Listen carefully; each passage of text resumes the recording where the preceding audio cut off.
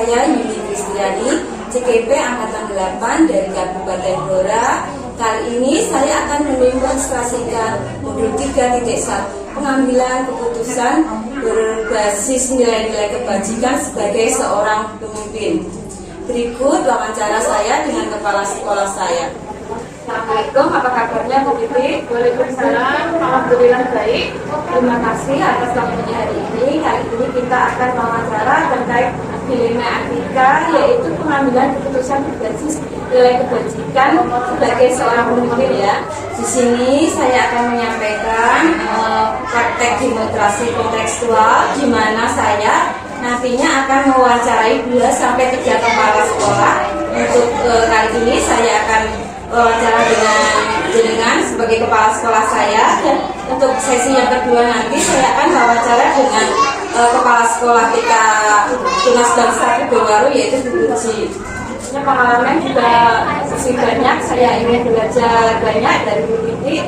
Untuk pertanyaan yang pertama, selama ini bagaimana Anda dapat mengidentifikasi kasus-kasus yang merupakan dilema etika atau rujukan moral? Oke, terima kasih waktu yang telah diberikan. Saya akan langsung menjawab pertanyaan tersebut. Mengidentifikasi kasus-kasus dilema etika tersebut, langkah yang biasa saya lakukan adalah berkomunikasi. Karena menurut saya komunikasi itu akan menghasilkan suatu mufakat untuk kepentingan bersama dan juga untuk kebaikan bersama. Yang pernah terjadi tentang kasus dilema etika ini di lembaga kami adalah tentang kegiatan rekreasi.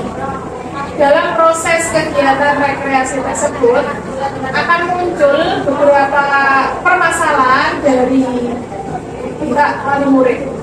Di antaranya adalah ada beberapa wali murid yang tidak ingin mengikuti kegiatan tersebut dengan berbagai macam alasan.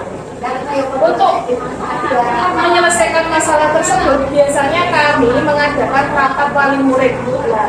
Di dalam rapat wali murid tersebut, kami akan melakukan kesepakatan bersama.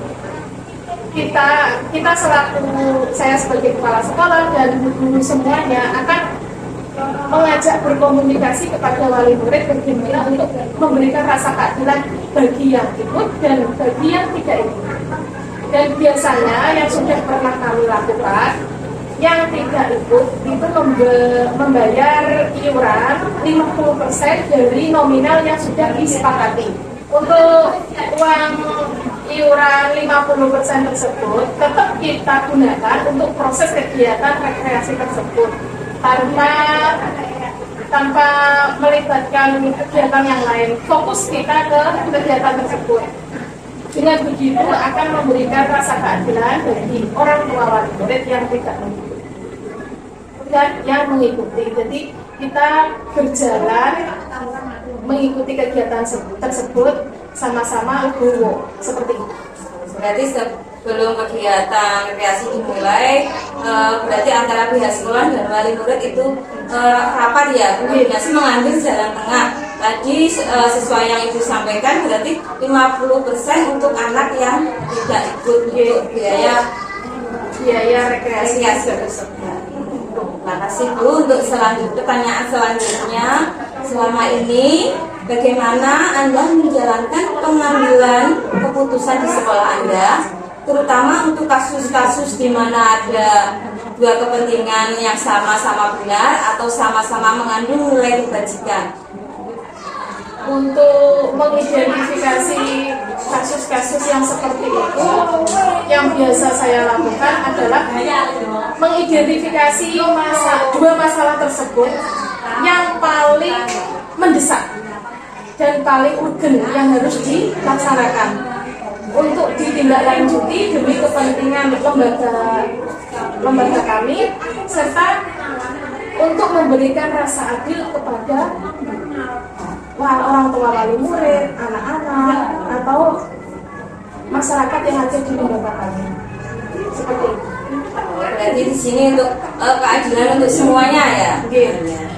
Untuk pertanyaan selanjutnya, langkah-langkah atau prosedur seperti apa yang biasanya Anda lakukan selama ini?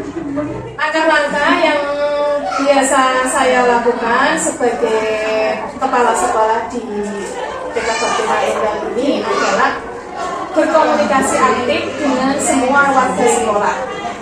Komunikasi ini saya lakukan untuk mengetahui apakah lembaga kami itu sudah baik melakukan pelayanan pendidikan kepada orang tua murid atau masyarakat ataukah bagaimana. Terus yang kedua adalah kami selalu merespon masukan yang membangun, kritik dan sarannya dari masyarakat.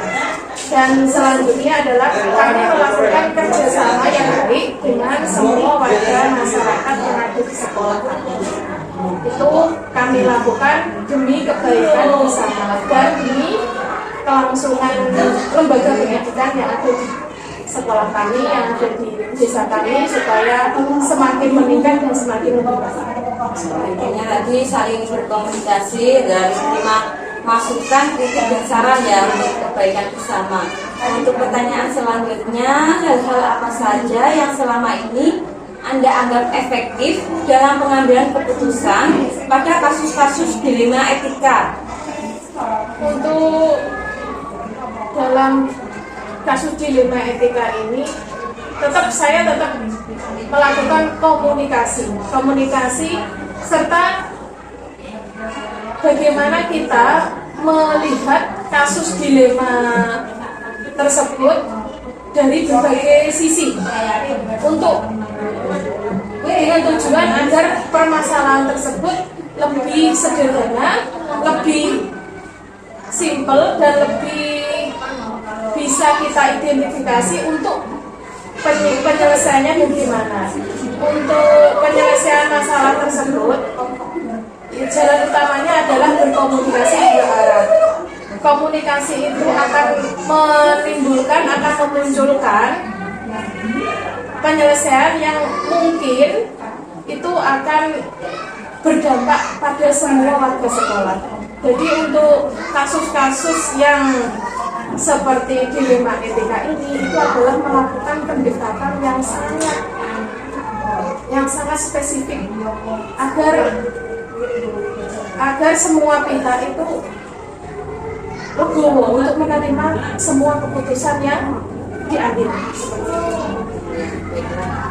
Selanjutnya, hal-hal apa saja yang selama ini merupakan tantangan dalam pengambilan keputusan Anda untuk kasus-kasus dilema etika? Yang terberat yang saya hadapi adalah dari wali murid saya sendiri, karena notabene adalah tetangga kami sendiri dan yang mempunyai karakter dan sumber daya manusia yang berat, karena kita hidup di desa. Jadi semuanya itu beragam, dari SDM yang rendah, sedang sampai yang mempunyai SDM tinggi. Berarti dari wali murid yang mungkin pemikirannya itu berbeda dan SDM-nya pun berbeda-beda ya. Selanjutnya, apakah Anda memiliki sebuah tata kelola atau jadwal tertentu dalam sebuah penyelesaian kasus dilema etika? Apakah Anda langsung menyelesaikan di tempat atau memiliki sebuah jadwal untuk menyelesaikannya? Bentuk atau proses seperti apa yang Anda lakukan? Untuk penyelesaian masalah kasus dilema etika, kami tidak mempunyai jadwal tertentu, karena kami menyelesaikan masalah yang muncul sesegera mungkin, tidak perlu dijadwal. Nah, setiap muncul permasalahan, kami akan segera menindaklanjuti bagaimana penyelesaian yang baik. Kita berkomunikasi dengan pihak-pihak yang terkait untuk penyelesaian masalah tersebut, sehingga kita tidak menimbun masalah, dan masalah yang muncul kita selesaikan secepat mungkin agar proses pembelajaran yang ada di lembaga kami pun juga tidak terganggu dengan munculnya masalah tersebut. cepatnya menyelesaikan. Selanjutnya adalah seorang atau faktor-faktor apa yang selama ini mempermudah atau membantu Anda dalam mengambil keputusan dalam kasus-kasus dilema etika. Untuk yang selama ini saya selalu melibatkan guru dan semua yang terlibat di sekolah kami stakeholder ya, semuanya kita libatkan karena kasus yang terjadi pasti akan saling terkait, terutama kami guru yang ada di sekolah, wali murid, anak-anak, bagaimanapun itu permasalahannya kita selalu duduk bersama untuk berkomunikasi agar mencapai penyelesaian yang baik untuk kelangsungan pembelajaran di sekolah kami juga baik. Dari semua yang telah Ibu sampaikan, pembelajaran apa yang dapat Ibu petik dari pengalaman Ibu mengambil keputusan dilema etika? Pembelajaran yang saya ambil adalah komunikasi itu sangat penting. Semua masalah akan bisa terselesaikan apabila kita berkomunikasi dengan baik. Untuk komunikasi ini kita selalu melakukan yang interaktif. Maksudnya gini, komunikasi aktif antara kepala sekolah dengan guru dengan kepala sekolah, dari pihak sekolah kepada wali murid, kepada anak-anak, kepada semuanya, penjaga atau semuanya. Dari komunikasi tersebut kita akan selalu update apakah hal-hal yang kurang berkenan di wali murid ataukah bagaimana kita meningkatkan pembelajaran untuk anak-anak, terus bagaimana kasus-kasus dilema etika yang akan muncul itu bagaimana kita menyelesaikannya, kita selalu berkomunikasi seperti itu. Intinya menjalin komunikasi yang baik antara kepala sekolah dengan guru, kepala sekolah dengan rekan sejawat, dengan wali murid, intinya dengan stakeholder yang ada di sekolah. Karena semuanya terkait. Terima kasih Bu untuk wawancara ini. Terima kasih telah menyempatkan waktu untuk membantu saya dalam menyelesaikan tugas demonstrasi 3.1. Selamat beraktivitas. Assalamualaikum warahmatullahi wabarakatuh. Waalaikumsalam warahmatullahi wabarakatuh. Terima kasih. Assalamualaikum warahmatullahi wabarakatuh. Pada kali ini praktek demonstrasi kontekstual modul 3.1, saya akan mewawancarai Bu Kepala TK Tunas Bangsa Kedungwaru, yaitu Ibu Puji. Berikut adalah video wawancara percakapan kami. Assalamualaikum, selamat pagi Bu Puji. Ya, selamat pagi Bu Yuni. Apa kabarnya? Alhamdulillah baik, sehat. Sebelumnya terima kasih atas waktunya karena Ibu berkenan menempatkan waktunya untuk wawancara kali ini. Dalam wawancara kali ini saya selaku CGP ingin mewawancarai Ibu tentang dilema etika, di mana di sini cara-cara pengambilan keputusan berbasis nilai kebajikan.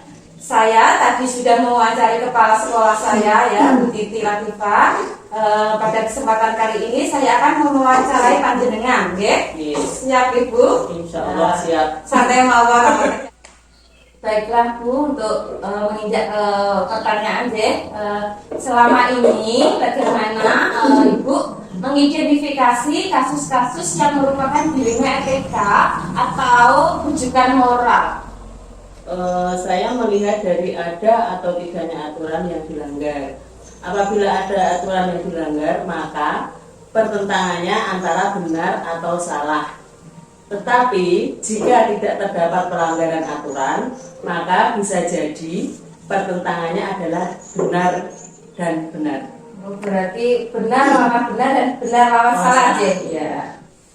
Untuk pertanyaan selanjutnya, selama ini bagaimana Ibu menjalankan pengambilan keputusan di sekolah Ibu, terutama untuk kasus-kasus di mana ada kepentingan yang sama-sama benar atau sama-sama mengandung nilai kebajikan? Jika menghadapi kasus yang keduanya sama-sama benar, biasanya saya melakukan identifikasi terhadap pihak-pihak yang terlibat. Saya lebih mengedepankan kepentingan orang banyak daripada kepentingan secara individu. Berarti mengidentifikasi, melihat kepentingan orang banyak dulu ya. Betul. Pertanyaan selanjutnya yaitu langkah-langkah atau prosedur apa yang biasa Ibu lakukan selama ini? Prosedur yang saya tempuh antara lain mengidentifikasi kenapa permasalahan itu terjadi, siapa saja yang terlibat dan terkena dampaknya. Kemudian mencoba meminta pertimbangan beberapa warga sekolah untuk mencari alternatif solusi. Berarti dengan cara mengidentifikasi permasalahan terlebih dahulu ya. Iya. Selanjutnya ya Bu, pertanyaan selanjutnya, hal-hal apa saja yang selama ini Ibu anggap efektif dalam pengambilan keputusan Ibu, terutama kasus-kasus dilema etika? Keputusan yang saya ambil yaitu dengan mempertimbangkan bahwa keputusan itu baik untuk kepentingan orang banyak dan tidak ada pihak yang dirugikan. Berarti dengan mempertimbangkan keputusan yang akan diambil ya. Lalu selanjutnya, hal-hal apa saja yang selama ini merupakan tantangan Ibu dalam mengambil keputusan pada kasus-kasus dilema etika? Hal yang paling menantang menurut saya adalah karena saya harus memutuskan sesuatu dari dua hal yang sama-sama benar dan menuntut prioritas kita dengan berusaha untuk tidak merugikan dari salah satu pihak. Berarti mempertimbangkan agar salah satu pihak tidak merugikan ya. Iya. Maka Anda memiliki sebuah tata kelola atau jadwal tertentu dalam sebuah penyelesaian kasus dilema etika ini. Selanjutnya, terus apakah Anda langsung menyelesaikan di tempat atau memiliki sebuah jadwal untuk menyelesaikannya, bentuk atau proses seperti apa yang Anda jalankan atau panjenengan lakukan? Tidak ada, tetapi saya akan lebih mengutamakan permasalahan yang urgensi atau yang lebih mendesak. Berarti yang paling penting harus diutamakan Ya, diselesaikan menurut saya dulu ya. itu ya. Jadi pertanyaan selanjutnya, apakah ada seseorang atau faktor-faktor apa yang selama ini mempermudah atau membantu Ibu dalam mengambil keputusan untuk menyelesaikan kasus-kasus dilema etika? Yang membantu saya dalam menyelesaikan keputusan atau mengambil keputusan adalah semua warga sekolah, yaitu rekan guru, siswa, wali murid, dan juga tidak lupa saya melibatkan komite sekolah. Berarti di sini stakeholder ya? Iya. Dari semua hal yang telah Ibu sampaikan tadi, pembelajaran apa yang dapat Ibu petik dari pengalaman Ibu dalam mengambil keputusan kasus dilema etika? Iya, pelajaran yang saya petik yaitu saya menjadi lebih bijaksana dalam menganalisis atau menyelesaikan permasalahan sehingga lebih tepat dalam mengambil keputusan. Ibu, terima kasih dari apa yang Ibu sampaikan. Saya banyak belajar dari Ibu. Terima kasih karena sudah meluangkan waktunya untuk membantu saya menunaikan tugas demonstrasi kontekstual berbasis dilema etika ya. Cukup sekian, saya akhiri. Wassalamualaikum warahmatullahi wabarakatuh. Waalaikumsalam warahmatullahi wabarakatuh.